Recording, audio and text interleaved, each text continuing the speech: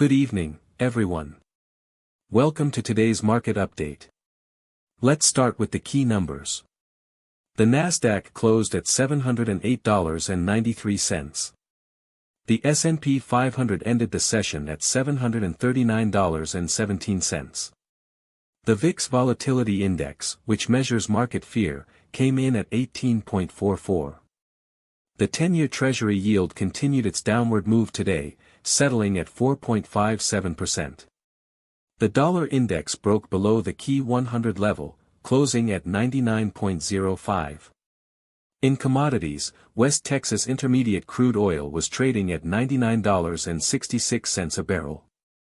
Spot gold surged to $4,567.70.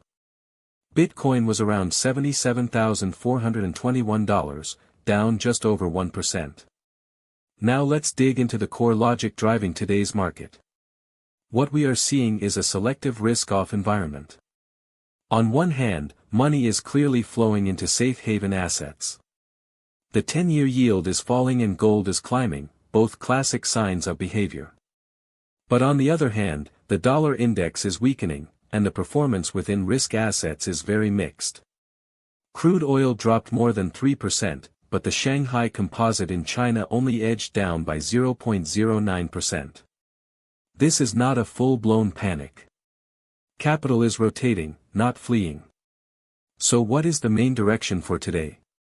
I would call it a choppy session with a slight downward bias.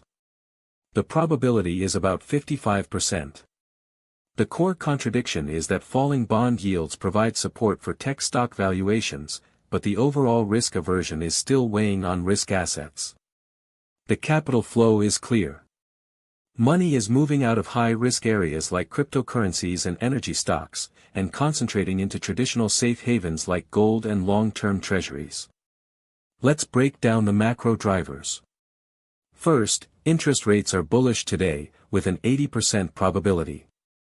The 10-year yield dropped from above 4.6% to 4.57%, which directly lowers the discount rate pressure on growth stocks.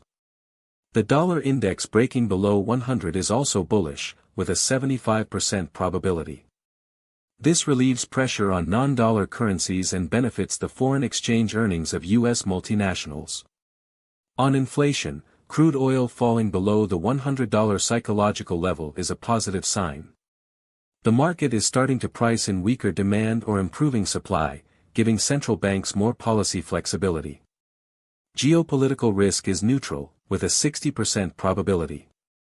The drop in oil prices suggests that the market believes the risk premium from the Middle East situation is fading. Now let's look at the key assets. For U.S. equities, I see a range-bound session. Support comes from the 4.57% Treasury yield, while pressure comes from the 18.44 VIX reading. The market will oscillate between valuation repair logic and risk aversion sentiment. The Nasdaq is likely to outperform the S&P 500. For Chinese A shares, domestic capital is in control. The Shanghai Composite is trading narrowly around 4,131 points, showing strong internal support and partial insulation from external risks. Bitcoin remains a sentiment indicator. At $77,421, it is pointing toward risk aversion.